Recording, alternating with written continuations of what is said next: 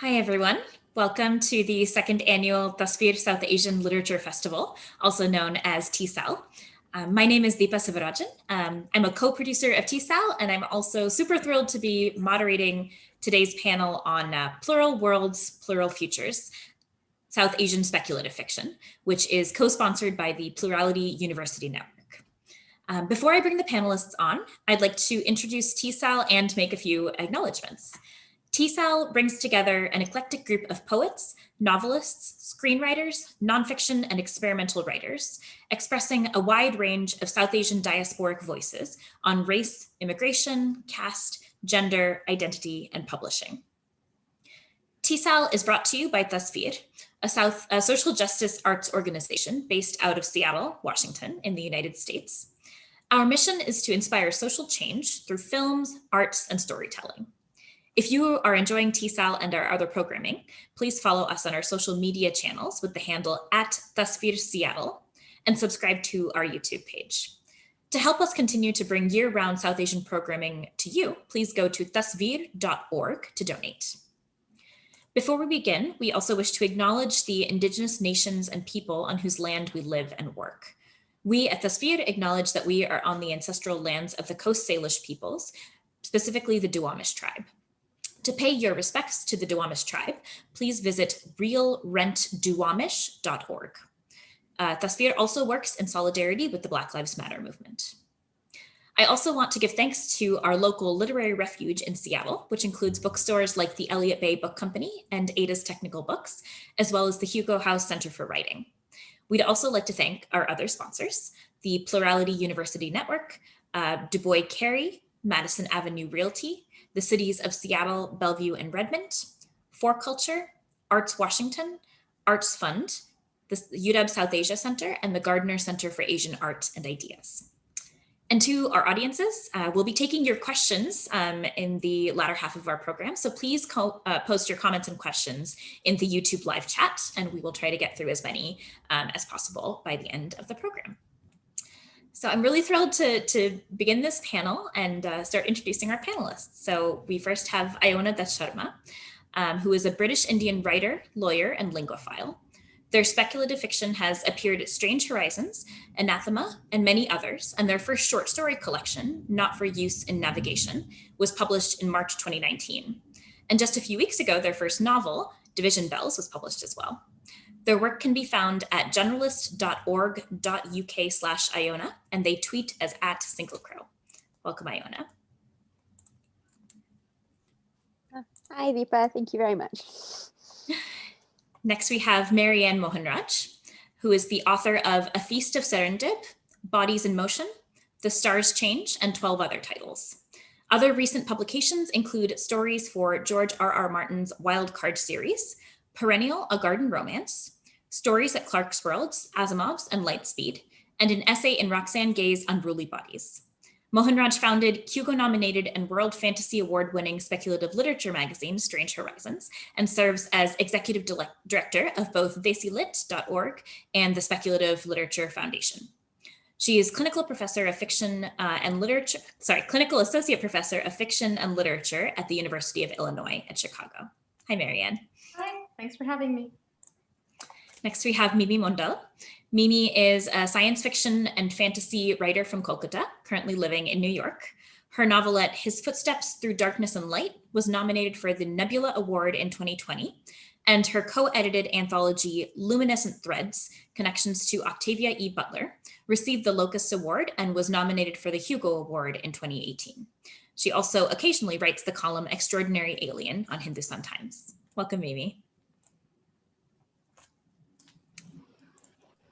Hi, thanks for having me too.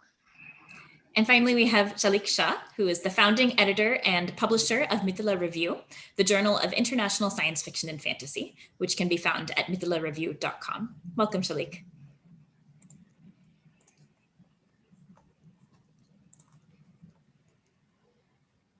Salik, are you here with us? Yeah, I'm here, but the video has been disabled, it seems. Oh, shoot.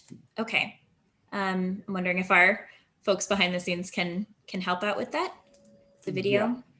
Yeah. But hi, like everyone, I'm really glad to be here. I hope everyone is fine. Thank you. Sorry about that. There we go. We can see you now. Yeah. Wonderful.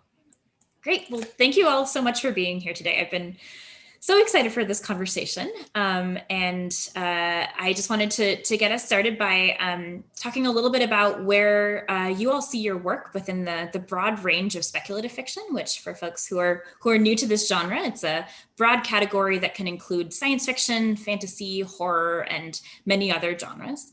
And so I would love for each of you to just say a little bit about your work and where you find yourself in that range. So I'll start with Iona. Hi, everyone.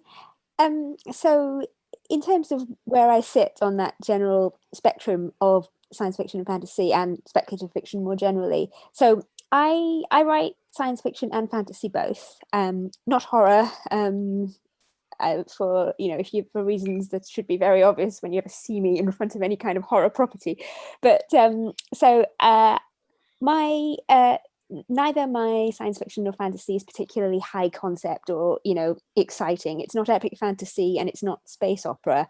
I tend to write speculative fiction about ordinary people doing ordinary things. I've been I think people have described my writing mostly as kind of low key and kind of understated, which is a nicer way of saying that not a lot happens. It's people living their lives, getting on with their jobs, being annoyed by their families, running for minor political office, that sort of thing. And the speculative fiction elements really come from the background and the world building and the contexts rather than the events.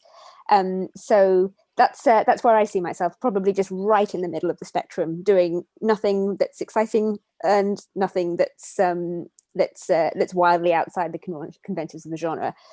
So happily middle of the road is where I am. I love that description. Mary Anne, would you like to go next? Sure. So I was diagnosed a few years ago with ADD, which is relevant because I write all over the place. For the first decade I was writing, I was an erotica writer. Then I wrote mainstream lit for 10 years and sort of immigrant stories, literary fiction, that kind of thing.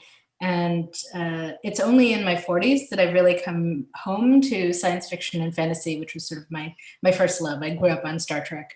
So the kinds of things I write, it depends a lot on who I'm writing for. So I write superhero stories as part of George R. R. Martin's Wildcard series. And there, a lot of what I'm trying to do is simply bring, South Asian and other diverse characters into that already established shared world universe. Although I don't exclusively write those characters. Three Kings is coming out very soon, and I wrote Alan Turing for that, a superhero version of Alan Turing, so which was really fun. And in my own work, I occasionally write fantasy. I've got some fantasy games and some D&D RPG type stuff going, but the fiction is mostly science fiction set in my Jump Space universe. And I started out, I guess if you were going to compare it, I would probably compare it to something like Bejeweled. A little like Iona's stuff, very, very much like everyday sorts of people, but everyday sorts of people who are being caught up in larger events. And I'm really interested in how people handle war descending on them. What happens when those greater strains impact your day-to-day life, and how we rise or fall in as a response to that. I guess the Stars Change started out as being like, I'm going to do this fun erotic sci-fi thing with South Asians in space on a university planet, and it ended up being about the Sri Lankan Civil War. And I I didn't plan that, but it just kind of emerged as I was writing.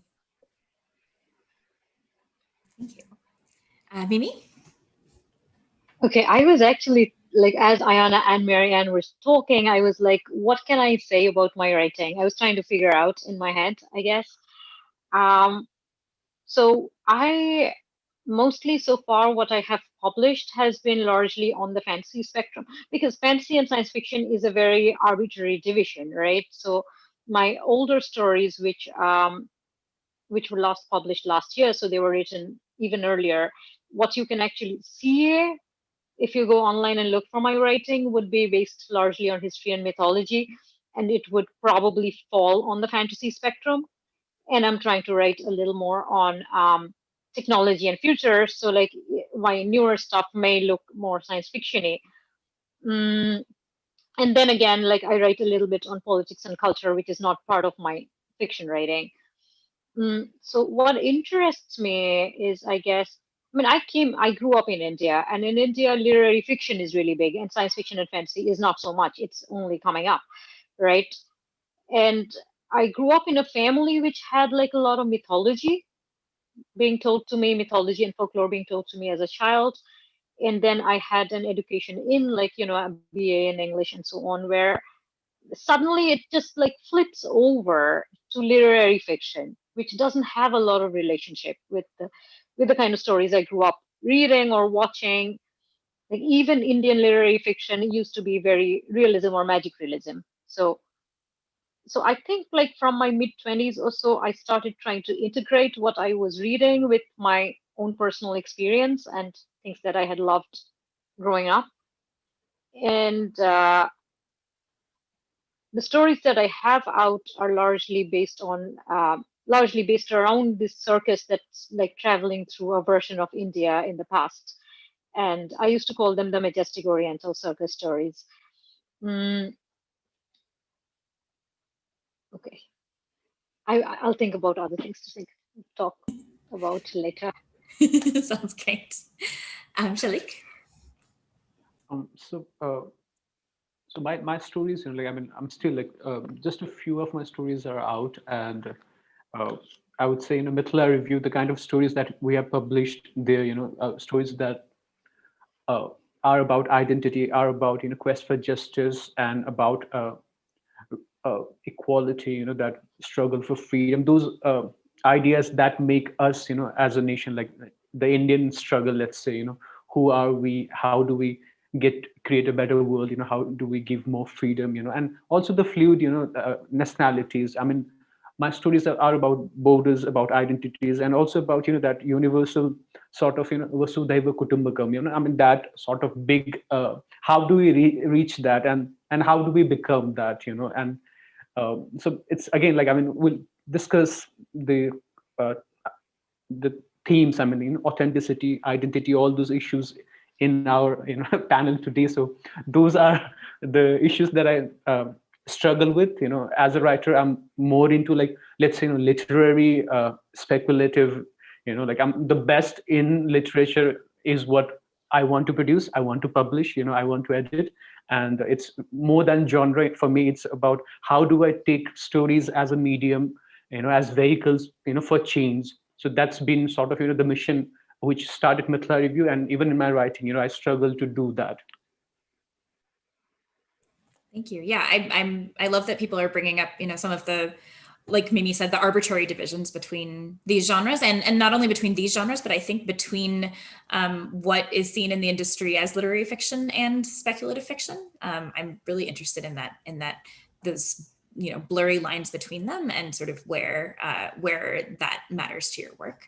I think part of what we had planned to talk about today was about these idea of different worlds and futures that can be expressed so differently based on an author's personal context, and particularly that idea of imagining new futures, which I think shows up in a broad range of literary genres, but is a crucial part of speculative fiction, particularly. And here, we have all of you who are writing, as South Asians, maybe writing South Asian futures.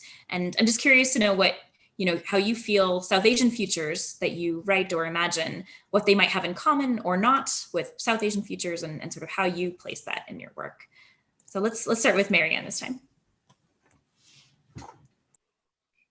Okay, I'm thinking about, I was trying to remember, Tobias Bakel is an Afro-Caribbean writer, and he wrote a short story called Toy Planes, that is about, it's very short, it's like a 1-page, 2-page story that appeared in Nature magazine about Caribbeans going into space. And it's about the importance of doing that. And the main character is someone who's going to be going into space and is having trouble explaining to the people from the homeland why that's important, why he's doing that. This seems so expensive, what a waste of money, etc. Right?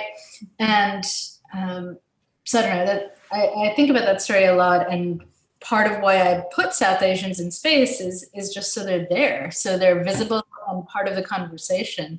So they're not, they don't disappear from people's visions of what it looks like to be in space. And I'm really interested in questions of like, well, what would a South Asian settled planet look like, right? Would it be, and in fact, my book is set on a planet where religious refugees from a South Asian settled planet have come to like terraform and colonize a third planet. So they're like another generation down.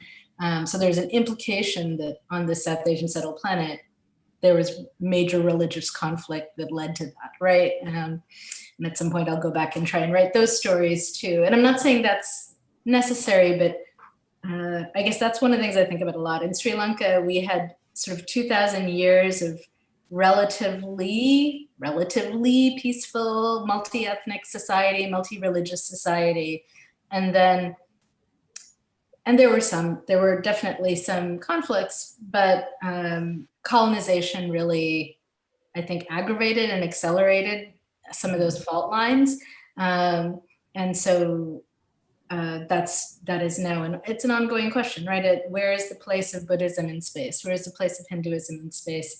And how will these things evolve? And I'm not religious myself, but and my family is Catholic, because the Portuguese came and colonized and said that, if you send your kids to the Catholic schools, then you'll get good jobs, right? And so, so I don't know, I'm interested in sort of like these historical moves and then what emerges out of that for the average person caught up in it. I'm sorry, I don't know, that was a long rambly answer.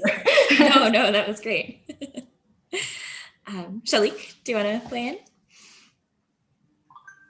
So the question was like, how do we see South Asian futures, right? And I think what Mary Anne just said about how do we see Hinduism in space or Buddhism in space, and also about using this language itself, the English language, to imagine South Asian futures might not be the right way. Like even the language itself is flawed. You can't use this language. If you really want to talk about those futures, maybe I don't know. And I think I think the struggle, I think for us, is to create those individuals, visions, create those characters which are located in this region, in the values or the ethos or the mindset. I don't know. Like today, like we live in an interconnected world, and I can't even say you have this value, right? I grew up in Kathmandu, dreaming about marrying cyborgs, so it's very so again, it's I would say for me, like now I've stopped bothering about what makes me Indian or South Asian. For me it's about we're living in a world which is facing a global crisis, and how do we sort of think as a species, and what can we do, and so sort of telling stories rooted in this region, but also sort of lifting them, taking them outside, making them universal, and it's a huge challenge, and these big questions like okay, what is it's almost like Mary Anne said, using the established genre conventions, the taking it and infusing it with our folklore, like Mimi said, our mythologies, our stories, our characters, and it's just it's just right now just inserting, like changing stuff and just putting it right. A lot of that kind of experimentation happened, like for us. That's what I see also in submissions that I receive at Mithla Review, and then sort of prompting them sort of not to use the English name, that you can use, it's fine if you use an Indian name, I'll still accept your story. Can you talk about your lived experience, rather than talking about some foreign stuff, so kind of also gently guiding the young sort of voices, giving them confidence to sort of start imagining and using what they know, their surroundings, their stories, their experiences. So that's what I'm doing, and the challenge is to sort of also meet the expectations of our the empire, the center of the SF publishing world, the editors, and it's a different challenge than once you start sort of writing for pro markets, for editors, for it's again you start thinking like a mechanic, it becomes very technical, and you lose your touch with the raw emotions that made you write in the first place. And again, like what, so for me these days, it's about, okay, I have my history, but I also need to think, I also need to be a voice of those people, like who have, let's say, destroyed the world. For example, the US, with the climate change, they are responsible, right? So how do I also become, how do I also speak for them? So it's a very complicated question, and it's not easy to resolve. Absolutely. I want to come back to what you were just saying about what is challenging in terms of the industry and needing to meet those expectations that are there too. But first, Mimi, would you like to weigh in on this first? So we are still talking about South Asian futurism, yes, right? Yes. And so this reminds me, one of the reasons I started writing speculative fiction and not the literary fiction trend that already existed for Indians that I was reading in, is that I wanted to talk about things like futures. I wanted to talk about things like technology, and not just history and post-colonialism, which was largely what Indian literary fiction was doing, maybe say a decade ago when I was working in it. And so I do think about South Asian futures in also my other work, like when I'm writing about politics and culture, and when I'm editing.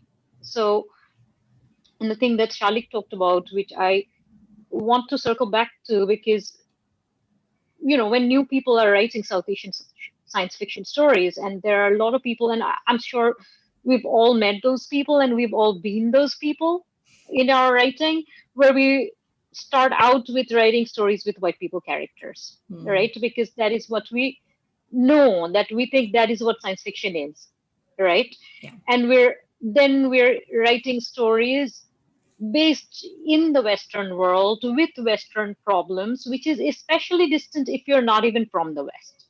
Like, I grew up not even here, but I was writing stories that were based in the West.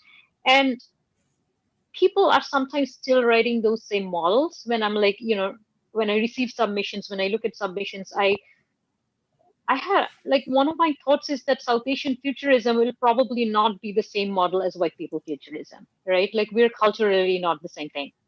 And South Asia as the homelands, if you're especially talking about the homelands, they don't have the same solutions. Like, now that even that we're looking at, say, coronavirus or other things, American solutions and Indian solutions, Sri Lankan solutions are not the same, because the country and the demographic and the way people work are not the same, right?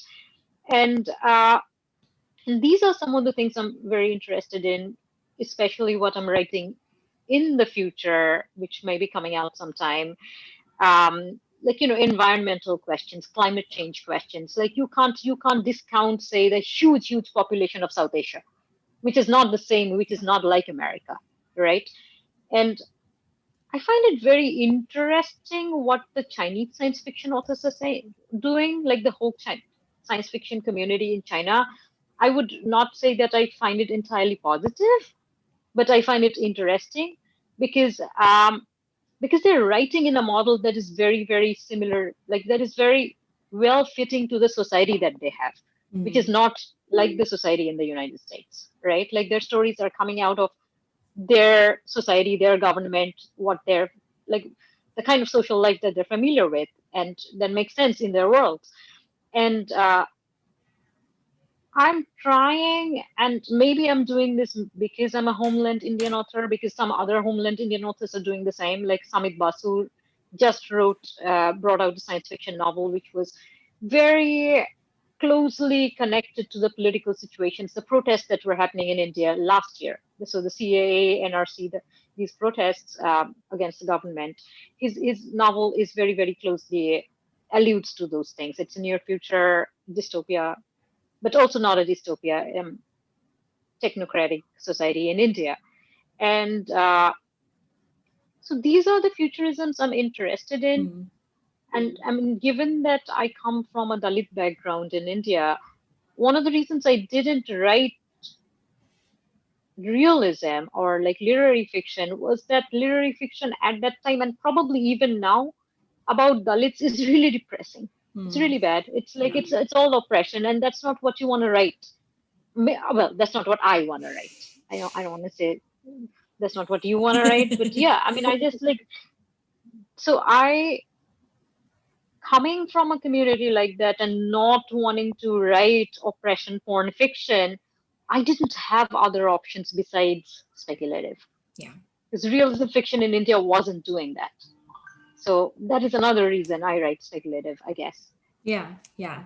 Oh, I love that. I was thinking through this, especially after, Mimi and Salik both mentioned climate change as part of, not only inevitability in our future, but also part of this genre. So I'm only an amateur writer, but I work. My day job is in policy advocacy around climate change, and so in a lot of ways, that's about also imagining a future. Right? Is not necessarily through literature, but through just having to work at that every day.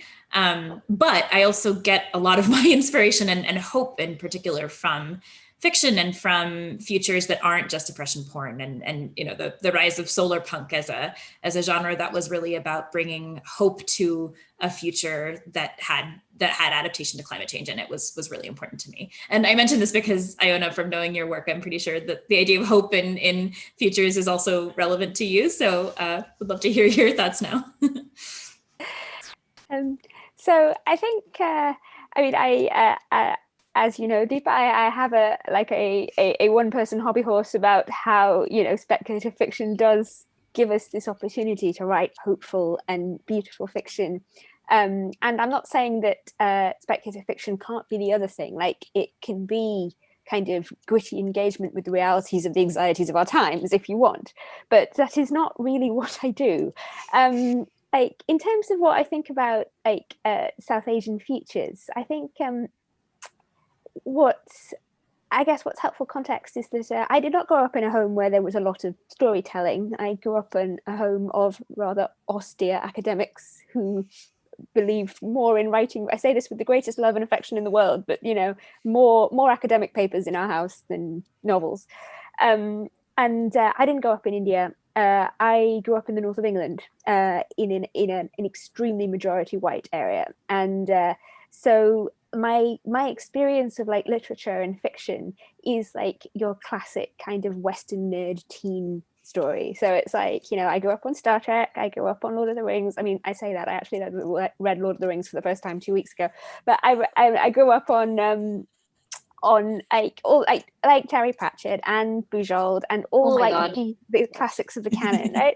And so I went to like little science fiction conventions when I was 15 and 16. Like, I told my parents I was going to have a sleepover with friends, and actually I'm going to be like a nerd, like very publicly, and I love those stories. I love like old school Star Trek with its, we are going into space and we're gonna try and be like, there are a million like post-colonial critiques of Star Trek, and there are a billion very legitimate criticisms of the future that it offers. But what I love about that sort of story is that its basic project is to tell you that, a better world is possible, a world where people don't kill each other all the time, a world where like climate change is like a thing that is terrible that can be structurally remedied like in a variety of culturally specific and collectively effective ways. So all of that is a long preamble to saying that I like to write South Asian futures which are in some ways like really classic futures of sentient ships, spaceships, like wonderful, better worlds where which aren't dystopian, but have South Asians in them. Like it's the vision of the future where the South Asians are meeting the aliens, and you know, not everything is then going to be subsequently terrible. And I mean, I don't believe fiction can be apolitical. I think if you're going to write about South Asians in space, you're writing about post-colonialism, whether you want to be or not. But what I want is for like that kind of nerd teen 15-year-old me who went to a lot of conventions and like you know, ate up kind of classic SF tropes for breakfast, to see themselves in, like, you know, to see that kind of beautiful, not golden age, but kind of beautiful, these beautiful optimistic futures full of South Asian people, like, because, you know, we are a massive component of the global population, and our cultures are like substantial and worth writing about and worth taking out into space, and, you know, worth being a part of any future, not just kind of the ones that have like serious and critical things to say about the world, even though those things are very valid. Like I want us to be part of the beautiful, happy futures as well.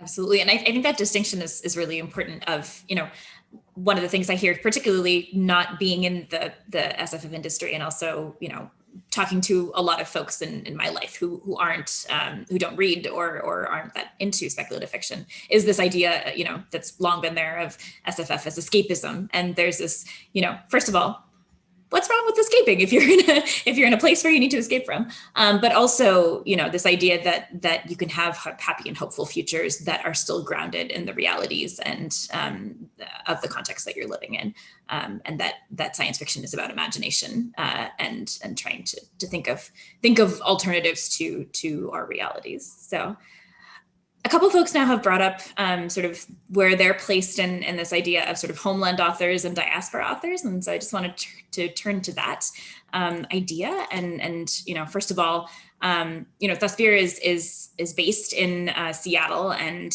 has been an organization that brings together authors. I think, you know, before this year, primarily diasporic authors. Of course, we've had folks at the Spheres Film Festival and the Literature Festival that have come from South Asia, but you know, usually it's logistically easier to have folks here. I think it's been really exciting this year when we're going all online to be able to bring together folks from all over the place. But it raises this idea of, you know, how do you see speculative fiction differently coming from Homeland versus the diaspora, and does that distinction feel relevant to you? What are your thoughts? So let's start with Mimi. Did you want to go first? I saw your hand. Sure. Okay. Sorry, maybe it wasn't for that. Okay. But if anybody else has a point, then I can also speak later. Go ahead. So I guess I was educated and I worked a little bit in the homeland. I spent large part of my life in the homeland, and the last 5 or 6 years I've worked here in publishing.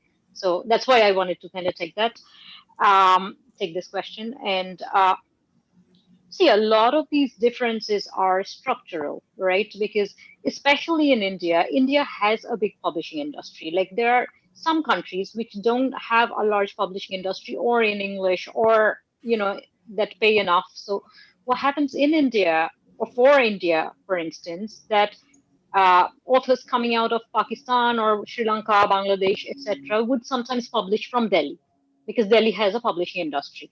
But usually Delhi would be their second preference, because Delhi doesn't pay as much as the USA or the UK. So they will go try to publish at the USA or the UK. If that doesn't work, then the second tier would be they'll send their works to Delhi. If it doesn't come out, then they'll send their work to, say, their local publishers, because their local publishers are even smaller, right? And for a lot of Indians, it's therefore, when you're in the home country, it's your own country's publishing system. It's easier to publish from there because you're already a local. And however, obviously the US industry has more money, and there are like more and more authors coming out of India who are trying to publish in the West. There are authors also coming out of the other South Asian countries. And it takes a change of narrative, which I've had to do 5 years ago. Like I had to change my style of writing, and I had to change who I was writing for inside my head. Because before that, I was writing for a readership which already knows my context. And suddenly, like the same stories, I had to recontextualize, right, for the Western audience. And I'm still learning to do that. Like all my stories still have to go through that evolution. And on the other hand, I wanted to point out the opposite movement, which is where, especially from countries like India, they would call a lot of diasporics inauthentic, right? And I wanted to make a tremendous political point about this here. You will notice outside literature in the world in general that the people who are calling certain diasporics inauthentic are usually always right-wing conservatives. And if you're not inauthentic, if you're a right-wing conservative from the United States sending money to the other right-wing conservatives, then you're not inauthentic. Like you're only inauthentic if you're not in line with that national model, and do not fall for that. So there are all these right-wingers like Modi fans and so on from the United States. They will send money to the right-wingers in India, and those people are super authentic. The person who speaks English and the person who does not fall in with that national model is inauthentic. And that narrative has to be undercut and pushed back on at every level. And yeah, I am authenticating all diasporics here in this conversation. As someone from the diaspora who, grew up in the US, I appreciate that. And no, but it's a very cogent point. Does anyone particularly want to respond to that first, or shall I call on you? Okay, Iona. I mean, first of all, I have to say, Mimi, that's a wonderful point. Please, have it embroidered on something that we can put up on our walls. What I wanted to say about that was that, because I thought that Mimi's answer to that is really, really interesting, because it's about the real world realities of publishing and what markets you're aiming for and what audiences you're aiming at. Because I wanted to talk about it a little bit from kind of the internal perspective, the sort of fiction you're producing. Because I said the last time I spoke that I'm from the north of England. I don't come from a homeland. I guess I don't have one. If we're going to use diaspora and homeland as two contrasting terms, I don't come from anywhere. I grew up in the north of England. I've lived all sorts of places. I've never lived in a place where I was part of the majority culture. So and I think that is a fundamentally science fictional idea. I don't think I would have ever come to the genre if it weren't for that. Science fiction is about from people who start somewhere and end up somewhere else. You've got science fiction that's genuinely about going into space, going into other worlds. You've got portal fantasy, which is about, going through a magic door or a magic wardrobe and coming out somewhere else. And you've got also the whole idea of creating fantasy or science fictional worlds that are alien to the reader, is that, you're taking your reader on a journey. They have read the first page and you've got to cite them. You've got to show them, where are you now? Because it's not where you started. So the idea of using science fiction to kind of articulate and say things about being a diaspora person is absolutely crucial to how I write and how I think about the universe. I don't know. Maybe if I had grown up in a culture where I actually saw myself, when I say 99% white where I grew up, I really, really mean it. I was the one brown person in a school of 800 people. So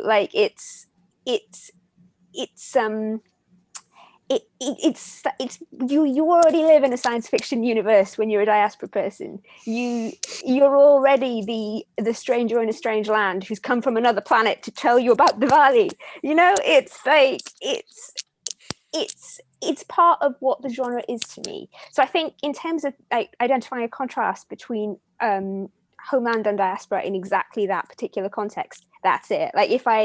If I weren't a diaspora person, maybe I would write realistic fiction. I don't know. That's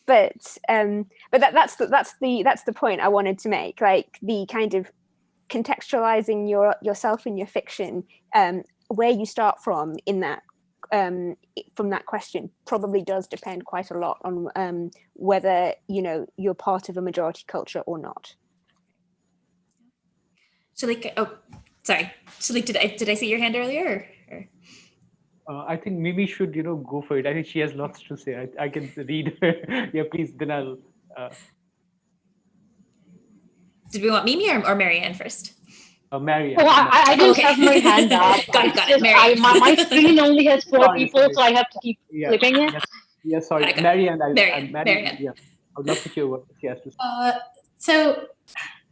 So I actually do struggle with this. So I think I was going to talk about like 3 instances where this was a difficult moment for me, and maybe that's illustrative. So I was born in Sri Lanka, but I came to the US when I was 2, and I'm 49 now. So clearly like the bulk of my life has been in the States. We used to go back every couple of years and spend summers when I was little. We would live with the relatives in Sri Lanka. And then in '83, I was supposed to go back on my own to visit my grandparents for the summer, and we got a telegram saying, "Don't send her, there's trouble coming." And they didn't put me on the plane, and then the Black July riots happened. So it's a good thing I didn't go. But we then went much less frequently after that. So there's, I think when you talk about diaspora, there's other distinctions even within that, right? So, like the next generation of diaspora is going to have a very different experience than mine. And I think probably less fraught, less sad, I guess. There's a real sense of loss. Mm-hmm. So when I start writing, my mainstream book was Bodies in Motion, which got picked up by HarperCollins. I wrote it in grad school, and then it did well, and it got a lot of reviews, and it's Sri Lankan immigrant stories. When I was writing it, I had this fear that up until that point, I think it came out in 2005, there had not been a Sri Lankan American fiction book, right? Like there wasn't one yet. And so I had this terror of representation. Mm-hmm. I did not want to write a novel with a woman protagonist who would then be taken as emblematic of all Sri Lankan women. And that ended up shaping the book. It ended up becoming a set of 20 linked stories in response to that. And then, it got picked up, it got translated into 6 languages. So like it's available in Portuguese and Serbian of all things. But it's not available in Sri Lanka, except in the American edition or because when a small press in Sri Lanka asked about the rights, they said, well, it's going to be $600. HarperCollins is like, it's going to be $600 for translation rights, which was, Germany paid $10,000. They do they adjusted for country, but $600 given the exchange rates was prohibitive for this small press, right? And if I could go back in time, I would just pay that money myself, right, just so that it would exist. And I was a broke grad student in that moment, but still. So there's sorry, this is a little long, but so there's when the book came out and it was doing well, I felt a real, not guilt, but a responsibility to lift up Sri Lankan homeland voices. Because as a diaspora person, I have access to the Western publishing machine and in ways that they don't. And that has been an ongoing concern. So I do readings and I tell people about authors I had met in like Ashok Ferry or whomever else who had met in Sri Lanka. And so I think that's, if you're in the diaspora and if that's the situation you're in, I do think there's kind of an ethical responsibility to think about, is your voice drowning out other voices, and in what way? So that's one incident. The other 2 I'll go through faster. The next book I was going to work on was a novel featuring a protagonist who is a woman who had become a Tamil tiger. And I had started working on the book, and then I got into a conversation online with a writer in Sri Lanka, and he said, you are not a stakeholder in the same way as someone living here. And this was, the conflict was ongoing. And he said, if you write this, the LTTE for Bahrain, they're not going to come after you. They're not going to be knocking on your door, right? And so you have to be, you get to be loose about it without thinking about the political consequences. And it made me realize that not that I didn't have the right to write the book, but to do it responsibly, I would need to do a lot of research. I'd need to be incredibly careful. And, really, like, it wasn't something I could take on lightly. And because I wasn't a stakeholder in the same way as someone who was there living through it in that moment. So that's my second thing. And then like the third, I made notes because I was like, I'm going to forget these things. Oh, right. And the third thing is a current science fiction thing. So I wrote a science fiction novel and recently with South Asians in Space on this university planet. And I gave it to some Sri Lankan science fiction writer friends of mine. I went back a few years ago with my daughter and met all these great writers. And I think it was Yudhanjaya Vijayaratna, who is a fabulous rising star in Sri Lankan science fiction, Nebula nominee, et cetera. So, and he read it, and his take on it was he had a cultural problem with it, which I thought was fascinating, because he said everyone was too straightforward. They, in their conversations with each other, like people were blunt and honest and kind of like, like putting their issues up front. And so I was like thinking about my relatives back in Sri Lanka and, what happens when you're living in a big joint family with, you have to exert a bunch of tact, and there's maybe some like sideways commenting on things and so on. I'm like, I kind of knew what he was talking about, but it's not the way I live, right? And so I did think about, okay, I'm projecting forward into the future. I think I'm projecting my version of South Asian, influenced by America, diasporic, right? And it's going to look different than his version of Sri Lankan Homelander projection, right? And I think that's okay. I mean, I ended up deciding like, it's okay that they're different, but it was a sort of subtle point. And I think, when we were talking about looking at South Asian futures, one thing we didn't talk about was the cultural aspects I find fascinating, right? So, in The Stars Change, there's a moment where they have to like gather the community and rally them around and decide whether they're going to like go risk their lives. And like, well, the aunties start frying samosas, right? Because it's the middle of the night. We have to drink some chai and like figure, like if you're going to go out and fight, you're going to need sustenance, right? So, and that's a moment that it feels very natural to me and not something I see in Western science fiction, right? So I'd love that more of that kind of cultural stuff. And there, I think, is a commonality between Homelander and Diaspora, perhaps. Okay, that was really long. Sorry. No, I love that. I mean, I loved that moment of The Stars Change, by the way. And that note about the cultural distinction is super interesting to me, because I didn't feel that way reading that story or that set of stories. And I, talking about diasporas, where, what we're currently talking about is the diasporas that we have existing on Earth, but space would be a diaspora for South Asians as well, right? So how would that change the cultural contexts that we're all in and the ways that we communicate with each other? And in a lot of ways, in The Stars Change, you have so many different characters who have so many different ways of living, different relationships with tradition and with religion and their faith. And so I don't know how you would have told that story without people being pretty straightforward in their communication about who they are and where they come from, or at least in their internal monologues, right? So that's, super interesting. Salik, would you like to respond as well? Yeah, so Iona's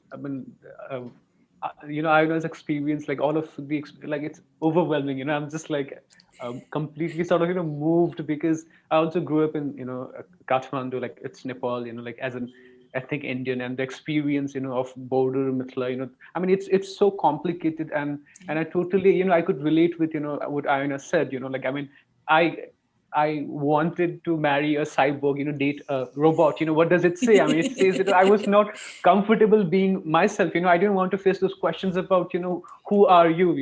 What do you eat at home? Let's say, what do you speak?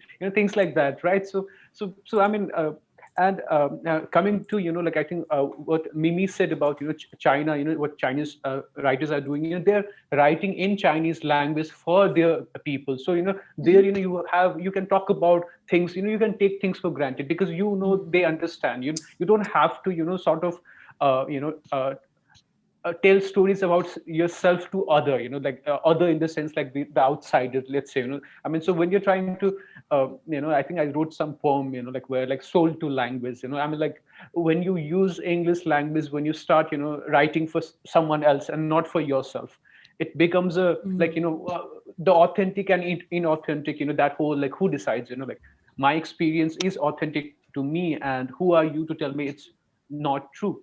I mean, like, Right. so again, like, uh, I would say, as an editor, as a writer, I would say, like, I mean, also coming to another point, we are almost like the first generation of science fiction writers from this region, almost, like I'm like, and we have to set up everything, we have to break conventions, we have to create conventions, we have to experiment, fail, and find, models which would work, like sort of almost create a template, and I'm looking for templates, to tell the kind of stories, my history, the history of my people, things like that, right? And it's also like our people, like, the whole world, like, I mean, these days, I mean, recently someone asked me, how do you define Indian science fiction? And I was like, I mean, any book that talks about, freedom for me is, science fiction. Like, I will take the Broken Earth trilogy and say, okay, it's Indian science fiction for me.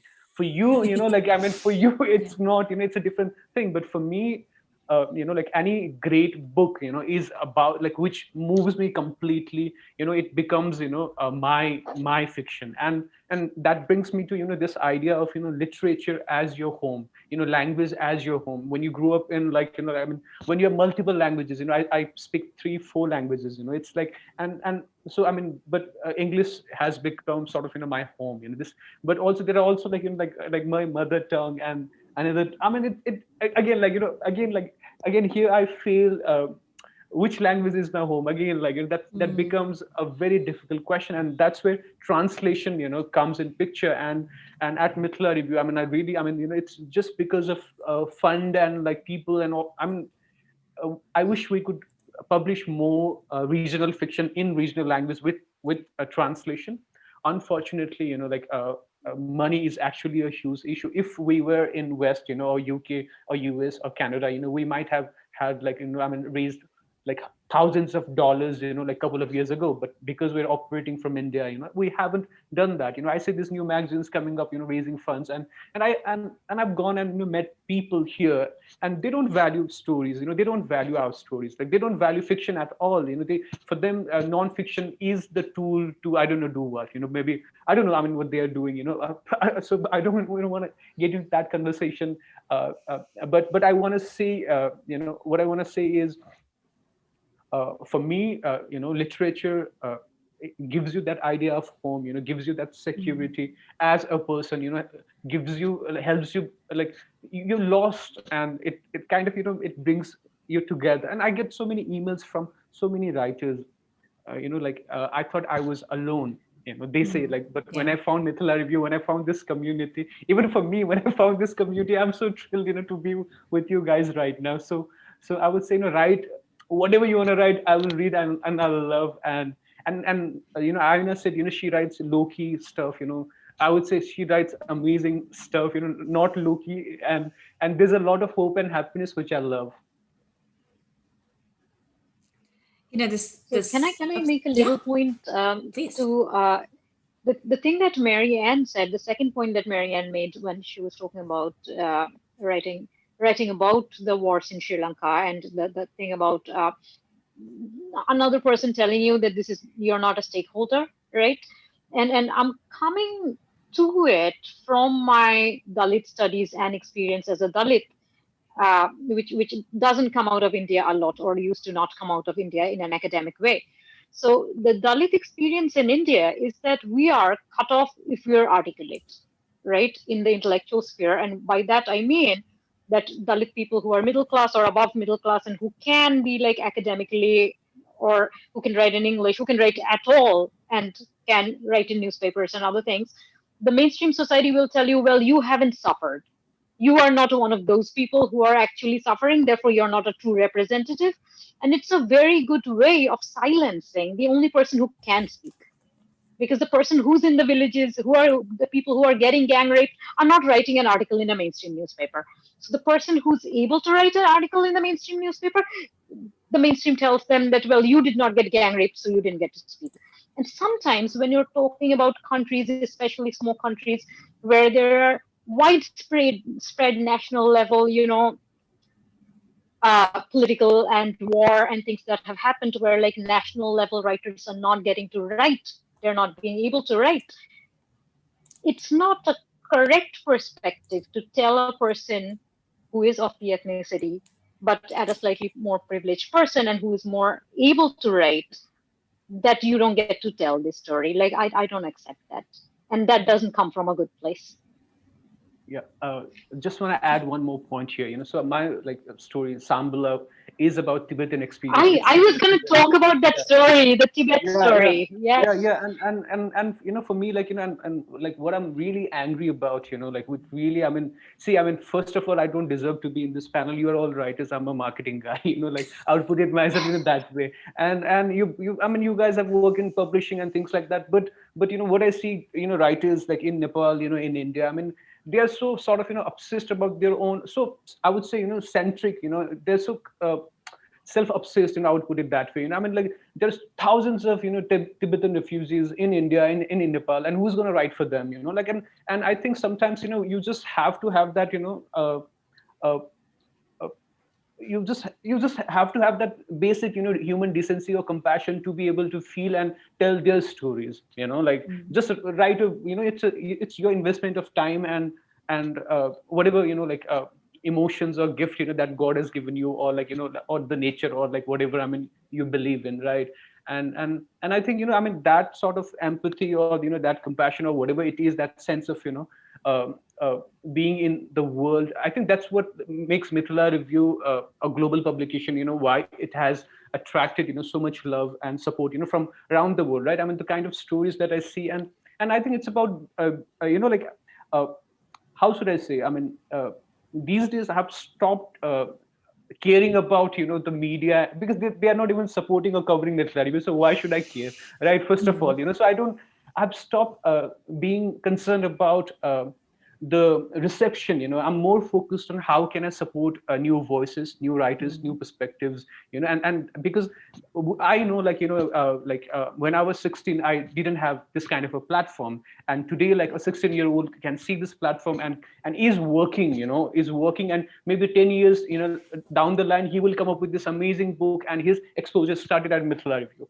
I'm not saying it because it's my work, it's because it's our community. We have built this thing, and I feel right now we are just starting out, and we have to take those chances, those political incorrect decisions. We have to represent, we have to write African, the one story that I published was set in Nepal by an African writer, and I'm just saying, so it's just breaking all notions of who gets to tell the story. In India 2049, I didn't say, okay, if you are Indian, you have to send your story. No, India 2049, the anthology that's coming, I just kept it open. Anyone who is interested, who understands, or who can set stories, or come from culture, who can do justice to that particular people, can send me their stories. So keeping that submission policy also open, just not restricting it to a group or a nation or a flag, so again, it's about recognizing, okay, you can be a decent human being and understand my pain, because I'm anyway, I think you understand. Yeah. Well, Mary Anne, I just want to clarify, because I didn't mean to say I couldn't write the story of this Tamil tiger girl, right? And I don't even think he was saying I couldn't write it, but that because I was at a remove, right? And there were really physical consequences, right? Which complicates matters, right? There was an active political conflict. But I think let's say I was going to write something about a Dalit character, and I am not Dalit, right? I think that there is a greater onus on me to be careful, to do my research, right? I think it is important for us. Writers get to write about anything, right? But there's also hopefully like we're trying to make political change with our words a lot of the time. And, you know, we should recognize that there's a weight. And like, you know, if a guy is writing about women, I want him to be a little extra careful, right? To not feed into all of those sexist stereotypes, you know, you guys know, right? So if straight people are writing about queer people, et cetera, when the power dynamic is going in that direction, you just have to take a little extra care. There's a great, if anyone's interested in doing this, there's a workshop, Writing the Other, taught, I can't remember, Nisi Shawl and somebody else co-teach it, that is meant to help you navigate these waters. So I'd recommend that. And I think there's a book. Nisi Shawl, who is a Seattle-based author, by the way. Just yeah, I think there is a great book about it. Yeah, yes. It's wonderful. I really recommend it also. So I agree. I agree on the taking care point. Absolutely. That's like we should all, like, you know, if you're writing about history, be more careful. Try to do it the best that we can.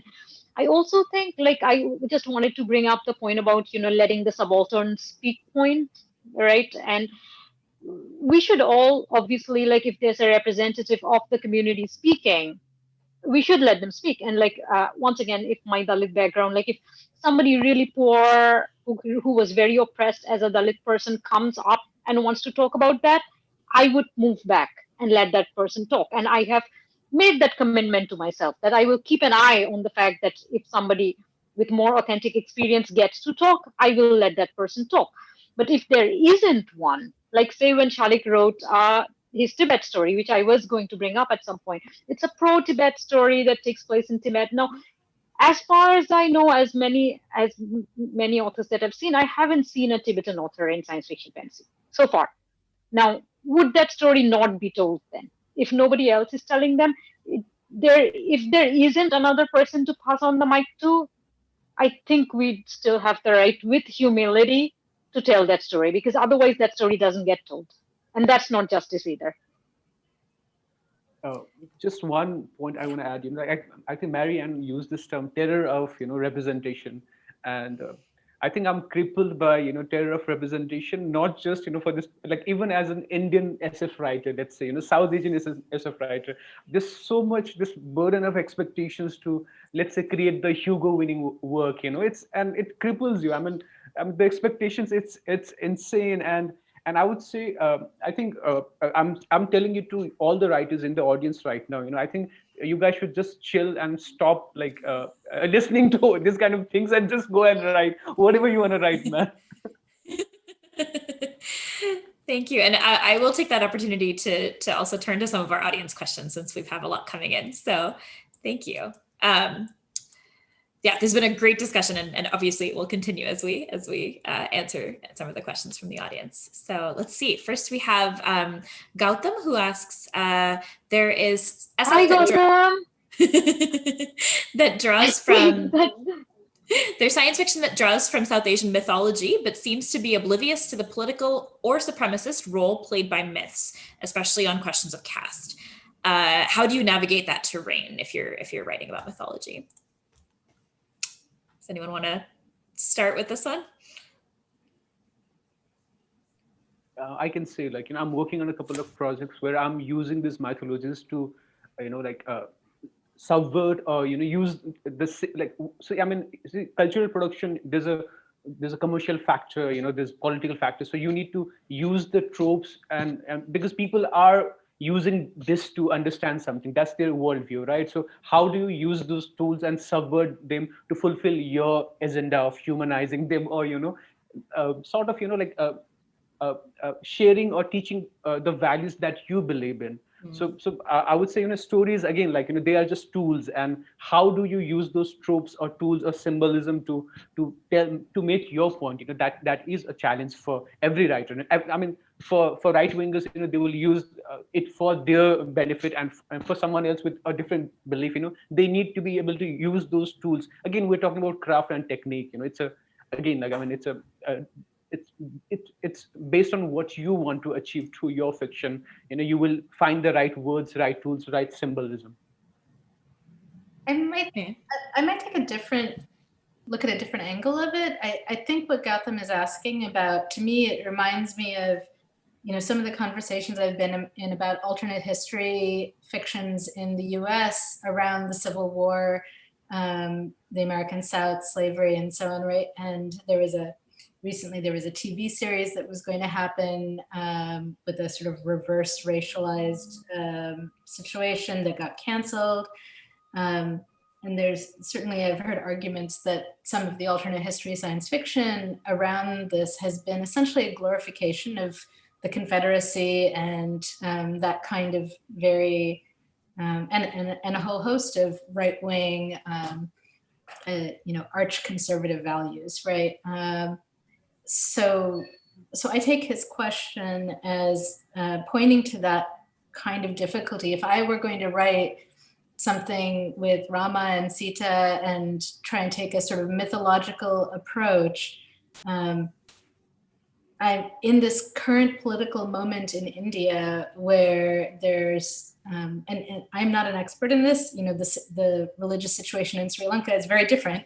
And I'm in America. So like, I only have the vaguest sense of the rise of Hindutva and the difficulties there.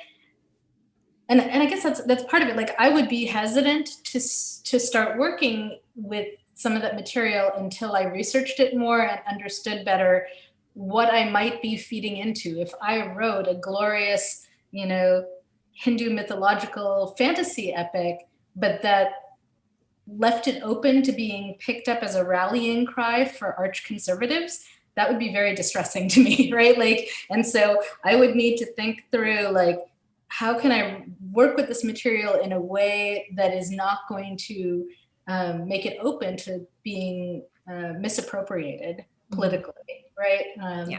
So I'm working with some Sri Lankan mythological material, but it's primarily it's not religious, it's forest spirits, that kind of thing, which is, I think, I'm hopefully harder to co-opt for nationalistic, ethnic nationalistic or religious, I can't think of agendas, right? Yeah.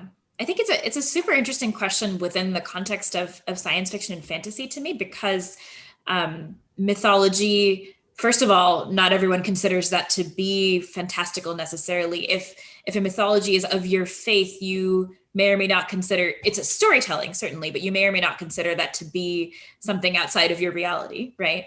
And secondly, I think some of the attachment to mythology, for me, reading mythologies from a range of cultures, right? Like, I'll be honest, I, as a diaspora kid, read probably a lot more Greek mythology than I did Hindu mythology, even though I'm from a Hindu family. And my mom used to tell me Ramayana stories when I went to sleep, but but that was my exposure, right? It wasn't reading mythology so much. But is this, is the attachment to mythology the fantastical elements, or is it the tradition and what people think it expresses about our modern lives? So yeah, does anyone else have any thoughts on this? So I just wanted to talk about this with reference to canon and community, because I think as the genre, like as there are more South Asians in the genre, and we're having like conversations like this panel, and there have been newer people who are writing reviews and people who are talking, like there's a lot of cross conversation. I think it makes us all grow up in a manner. So like I think we're all doing more research, and I think all our stories are getting more nuanced, which is happening in the science fiction field in general as well, in America at least. Like, when there are people of color and other people, like sometimes the hesitation makes you grow. Like the stories that, and me too. I mean, if you look at my very old stories, they're not very caste conscious, despite me being a caste background person, because I didn't have that rhetoric. I didn't know how to write those stories. And the fact that another author who's maybe not even of a lower caste is thinking about whether their story is becoming caste toxic or something, like when you hesitate, it means you look at it more and you study more about it. And you either, the solution is not even not writing it. I think people are writing more nuanced stories in science. I think our reviewers are getting better, because, South Asian reviewers earlier did not have space. And if you only got employed as a reviewer in a white publication, which is not really asking for your South Asian perspective, then you're not really reviewing from that perspective either. You're reviewing like a white person, right? So there are more and more people who are able to talk about what they didn't like in the stories, what didn't work, what's not correct. And I think that's making our stories better. Like I think the South Asian stories that I read now are more feeling, more filled out than South Asian stories I read earlier. And it's not even the new people. Like even the Ask the Olds people are getting better. So it's not like we all have to get cancelled and the new generation has to come in. So yeah, like we're all growing, and that's a good thing. And I think if you make the mistakes, I think that's a really important point that Mimi brings up, that we're going to make mistakes. Nalo Hopkinson is a brilliant Afro-Caribbean Canadian science fiction writer. I love her work.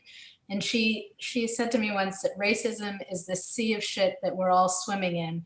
And if you're swimming in shit, it's inevitable that some will stick to you, right?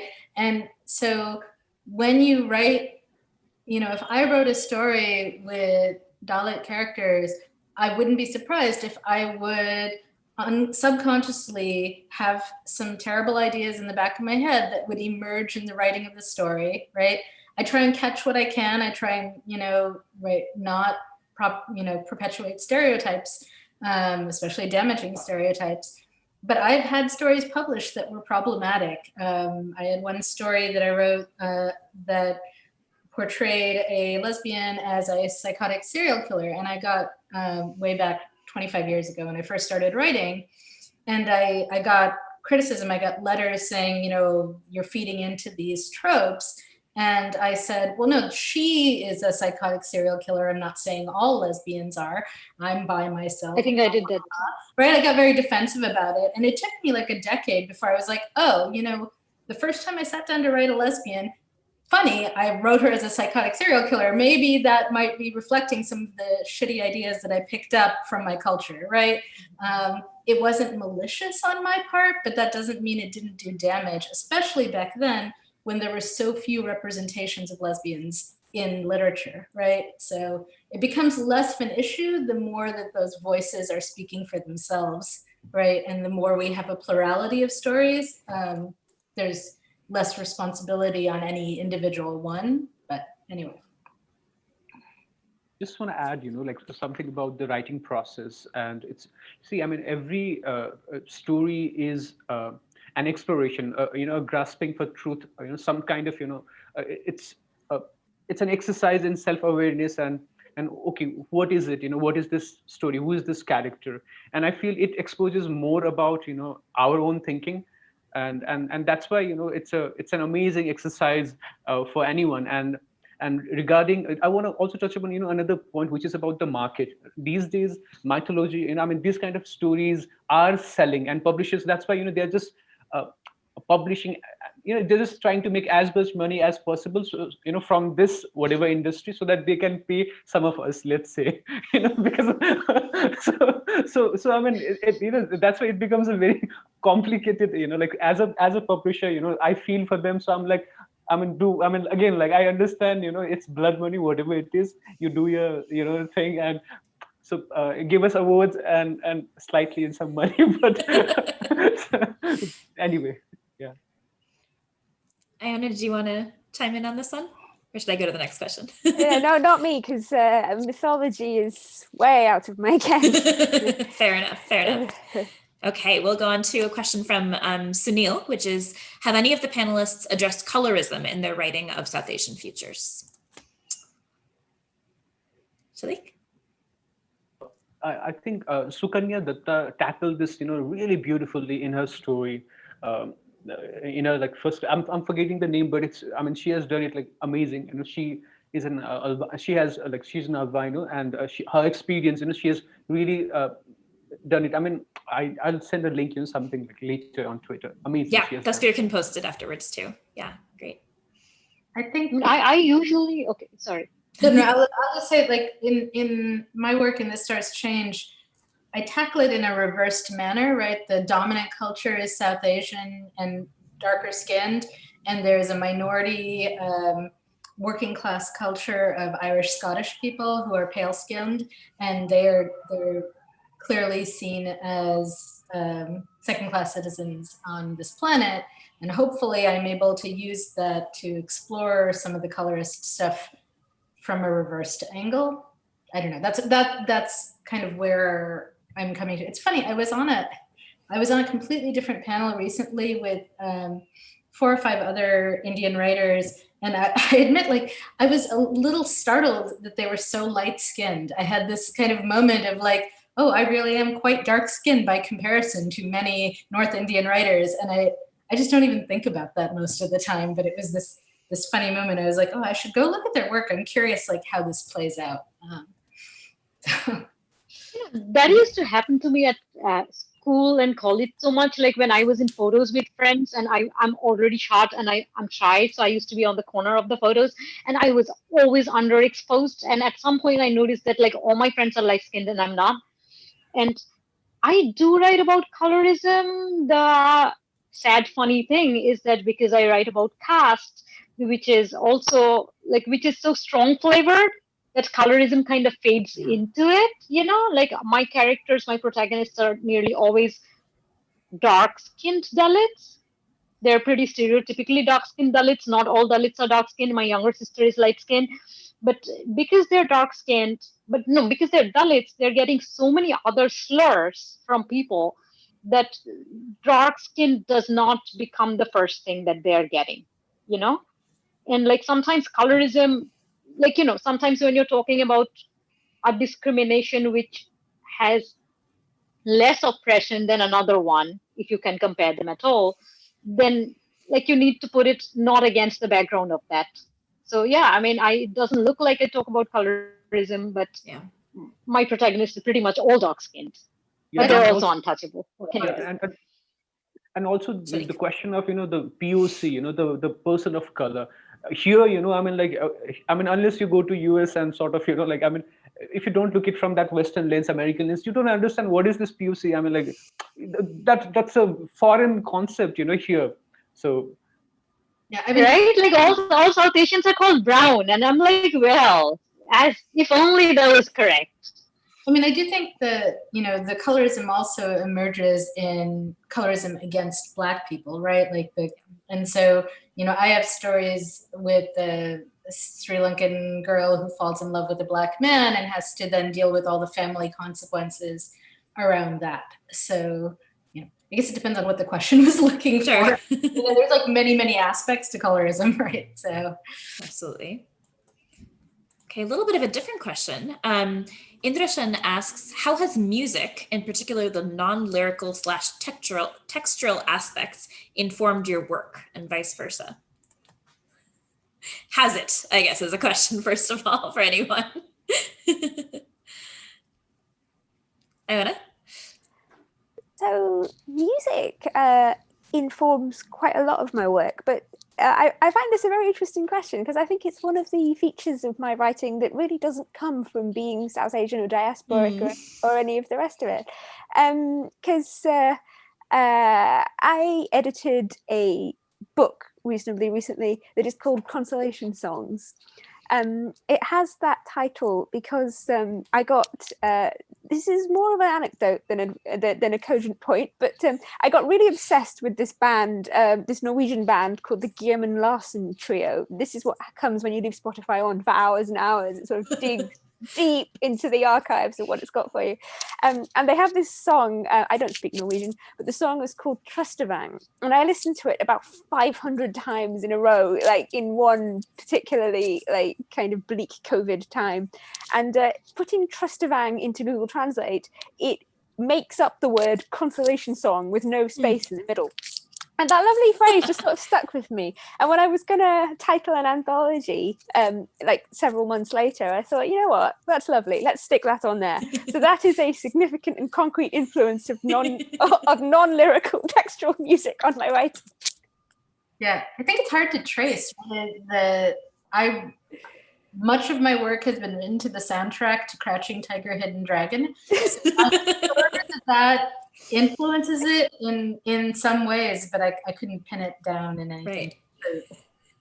Right. I just want songwriting and poetry. I think the kind of, so I write, like, I've written songs, and so I mean poetry is a huge part of Shambhala, there's a lot of, and there's songs as well. And I wrote like a new story, Bengali song, Sanskrit, Hindi, Nepali, Assamese, so it's sort of, like all the, like, I was listening to whatever songs, so it kind of, it's like there's a track for each section. So again, like, I mean, it's a very experimental piece of work, and let's see, I mean, if it finds a home somewhere. Okay. So Roshni asks, do you have any advice for upcoming South Asian speculative fiction writers? And Salik shared some already, but feel free to expand on that. Mary Anne? So I recently judged the Pakistani science fiction awards, and I'm blanking on the name. If someone can remind me of Salam Award, I think. Is that Usman Tanvir Malik's thing? Yeah, that's it. So it was I love that award. I love that initiative. Yeah, so it's a couple of years old, the Salam Awards, and I was one of the jurors reading short stories, and then we selected one to win. And what I thought was startling to me was that the bulk of the stories I read for that, to me, read like what I was reading in American science fiction magazines in the 70s and 80s. And it made me, I ended up having some conversations with Iona Datt and Sri Lanka around this. And some of it is just a question of access, right? If what they have on bookshelves in stores and so on are these old issues of Asimov's and so on, right? Like that's going to influence their writing. So I guess, so one main thing is that it is now that we have all of, I would say the bulk of the pro science fiction fantasy magazines in the world right now are available online. So there's now access that didn't used to be there to the best of what's being published, the most current contemporary work.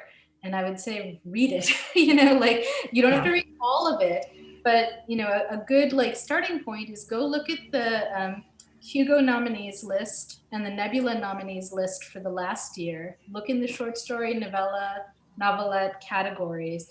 And this is what the, sort of the peers are choosing as like the best of the best, right? And read those stories and let them permeate into you. And they will change you. And there's a lot of really great stuff coming out now, and it's very different from what was being published decades ago.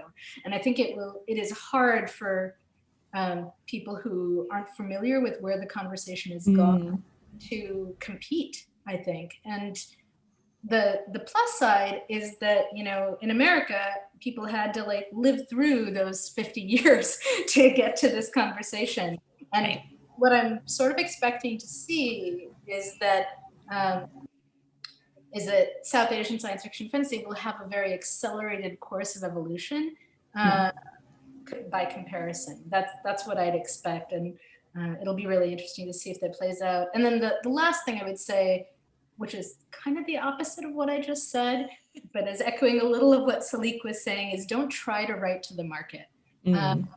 That is, you're almost always going to be doomed to failure, because what you'll end up with is you will end up writing, assuming you work really hard at it and do a good job, you'll end up writing fine, competent stories that will then be lost in the sea of fine, competent stories. When I'm editing an anthology or a magazine, the bulk of what I get are fine, publishable stories, but those aren't the ones I pick. The ones I pick are the ones that kind of are unusual, that shine, that have a little special extra something, and usually it's a different angle of vision. And your best way to get to that is to go to your passion, go to your, write the stuff that thrills you, right? And don't try not to think too much about, don't consciously think about what you think the market looks like. Mary Anne, I don't actually take your 2 points as in any way contradictory, because to me, what you're saying is to broaden, what's happening now has, I think, broadened the range of what science fiction and fantasy can be from the 70s and 80s, right? So what your second point, I think, is perfectly in line with the first one. Mimi, and then I want to repeat. Yeah, sorry. No, go ahead. So I want to. I want to repeat everything Mary Anne said, and then I want to put in some contradictory points to them, which feels weird. Um, I also want to talk about how when you're writing, when you're sending stories to science fiction fantasy magazines, and especially when you're sending them to Western ones, to be clever about your expectations, like to know what you're expecting rather than be discouraged by it. Like, for instance, in America, science fiction, fantasy, and literary fiction are two completely different industries, which kind of means that they have two different rhetorics. Like, the communities read differently, they like different kinds of stories, which basically means a lot of South Asians, like, that's what I've experienced. They come out of reading literary fiction, like, they come out of reading old science fiction fantasy, but they also come out of reading more modern science, like literary fiction from South Asia, like from South Asian authors, and then they write in this literary fiction style, and there's like this little weird disdain somewhere at the back of the head that science fiction is easier to write than literary fiction, and you will send your story that got rejected at literary fiction magazines to the top science fiction magazines, and then you'll be a little mad and disappointed that the top science fiction magazine didn't take it. And the thing is, science fiction doesn't read in that manner.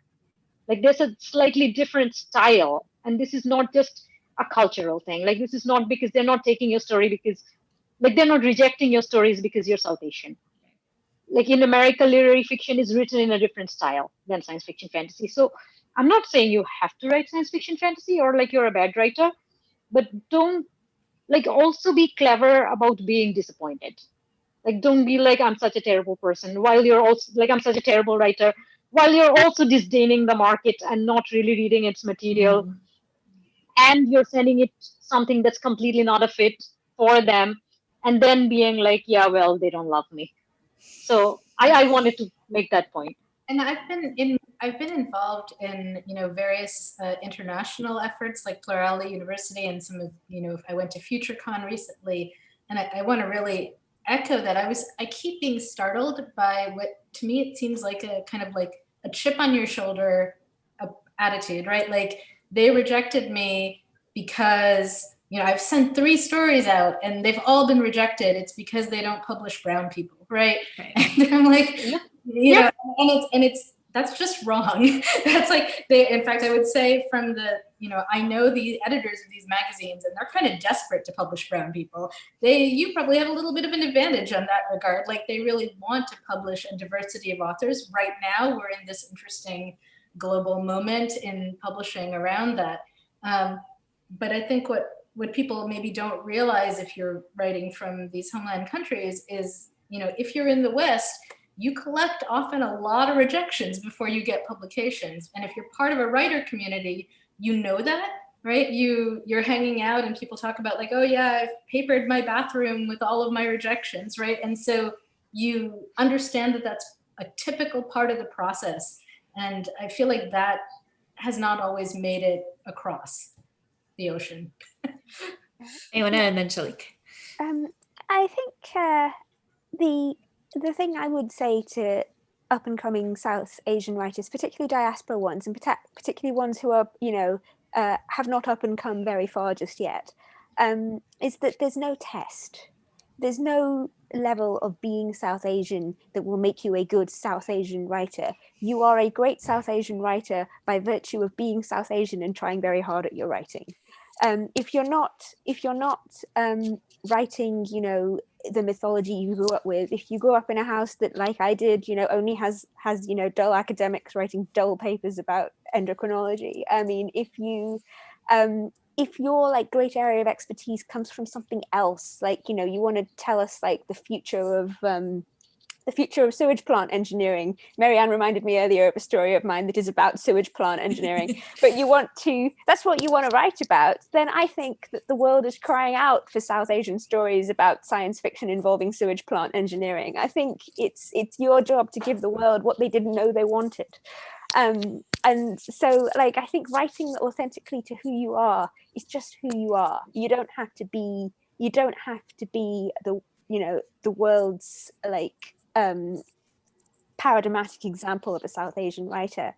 What's great and unique about your fiction is you. Salik? Can I just no, yeah, for sure. just tell Iona for 1 second, because that point about it reminds me of when I talk about why it's so important to have South Asian voices in the futurist conversation, is especially when we're looking at things like the climate change problem, et cetera, like all of these difficulties.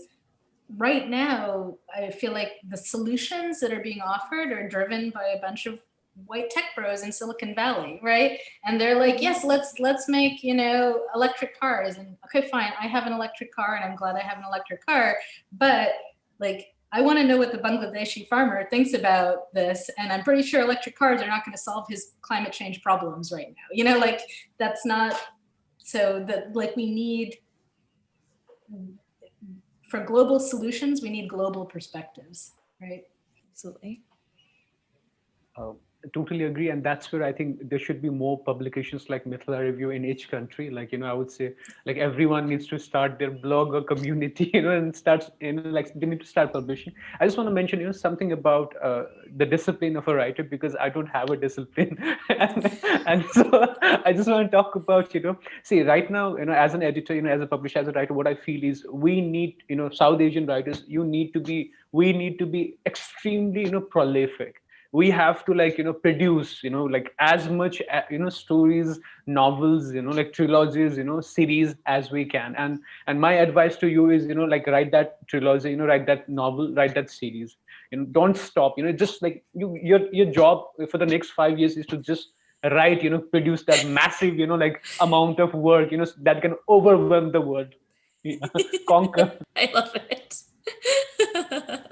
This is making me feel very inspired as an amateur writer.